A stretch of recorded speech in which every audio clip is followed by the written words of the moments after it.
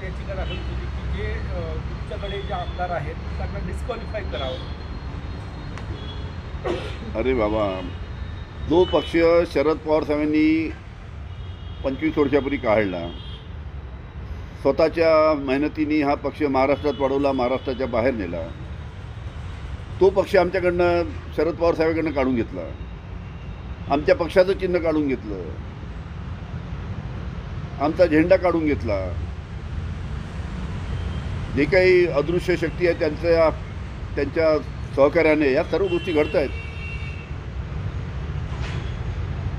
आणि आता जे आमच्या पक्षाचे जे आमदार आहेत त्याच्यावर सुद्धा डिस्क्वालिफाय झाले म्हणून या पद्धतीची केस टाकली आहे. सुप्रीम कोर्टामध्ये आम्ही गेलेलो आहे. सुप्रीम कोर्टामध्ये ज्या पद्धतीनं इलेक्शन कमिशननी दबावाखाली आमच्या विरुद्ध तो निर्णय दिला आणि त्या निर्णयामुळे आमचा पक्ष असो, आमचा पक्ष चिन्ह असो किंवा विधानसभा अध्यक्षांनी जो निर्णय दिला, या सर्वांच्या विरुद्ध आम्ही आता सुप्रीम कोर्टामध्ये गेलो आहे. सुप्रीम कोर्ट आम्हाला नक्कीच योग्य न्याय देईल.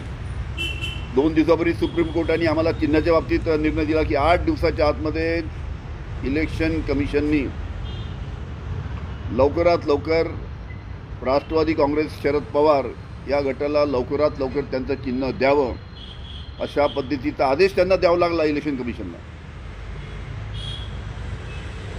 हालाकी आम्हाला सुप्रीम कोर्टामध्ये जायची काही वेळ येऊ द्यायला नव्हती पाहिजे, पण इलेक्शन कमिशननी कोणताही निर्णय न घेतल्यामुळे आम्हाला सुप्रीम कोर्टात जावं लागलं आणि तिथून त्यांनी आदेश दिल्यामुळे आता सुप्रीम कोर्टाला 8 दिवसामध्ये आम्हाला आमचं चिन्ह द्यावं लागेल.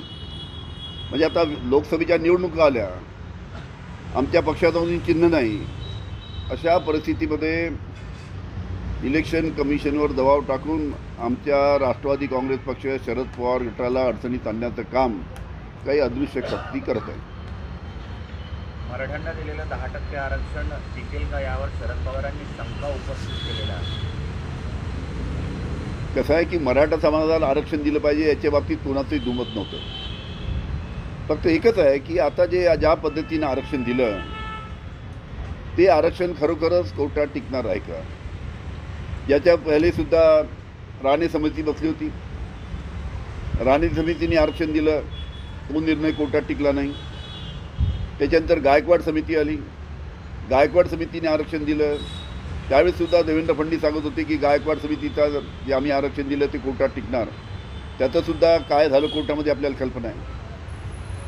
आणि आतासुद्धा जो निर्णय काल झाला तो सुद्धा कोर्टात टिकेल की नाही.